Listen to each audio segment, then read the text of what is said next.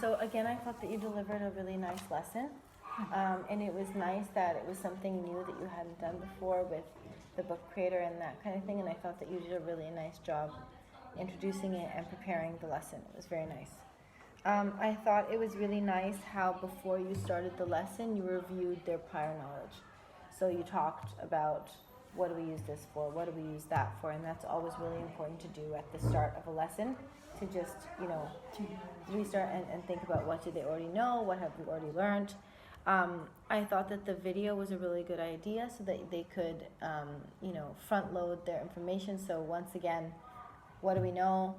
Reviewing again the uses for the different nonfiction text features, so it was like modeling for them, which was really good.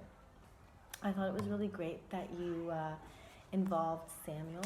We got him to put the slides, so I thought that that was really nice to engage him and make sure, but then also manage the behavior while we're in the class.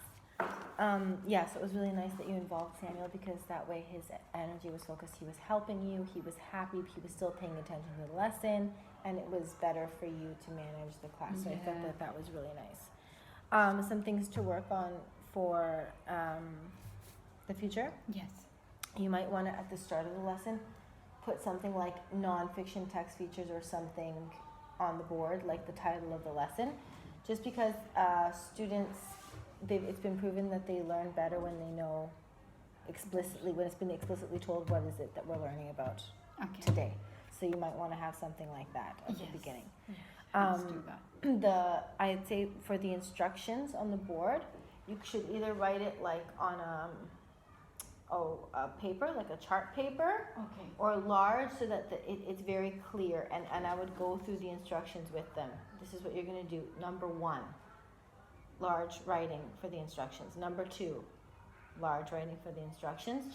And go through and maybe ask them. Okay. What are we going to do?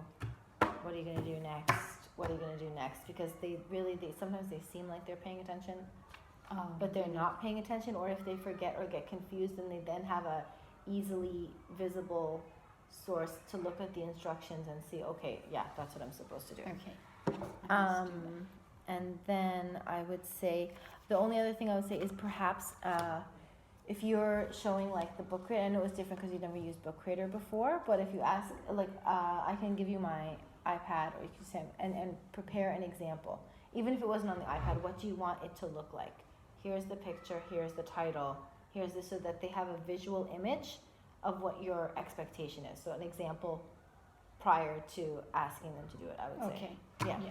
Other than that, I thought it was really great. I thought you did a really great job, especially with something new.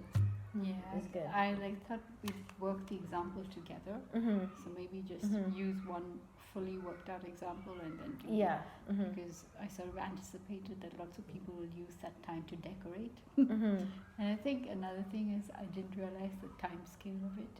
The period ended soon, so faster than I expected. So if you did that, you could maybe like looking for the period. A period is never enough to finish 4 to 8 anyways, but to really get the ball rolling, you could do a short little review, watch the video, show them an example of what you mean. And even if you had that's why I like to use slides or things like that, because you can show an example with the instructions written beside. Yes. That's where it is, and then they can get started. Okay. Yeah. I think that's what I'll do next time. Yeah. Include the sample with the objectives at the end, so that it's always and on the board. instructions. Okay. Yeah, I think that'd be great. You did a great job, Patri.